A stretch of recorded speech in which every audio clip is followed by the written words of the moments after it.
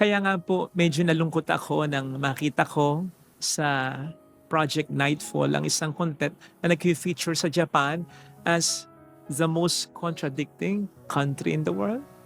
Because while it has now bright sides, good sides, ay meron din itong worth mentioning na mga dark sides, bad sides. Halimbawa po, marami ang nagpapatiwakal. In fact, umaabot sa 20,000 kada taon. Sa katunayan nga po, meron silang isang lugar doon na kung tawagin ay suicide forest. Because a number of people already went there to take their lives. Marami ang nagsasuffer ng depression. Many feel they are not loved. They are not properly appreciated. May porn sites din na Japanese.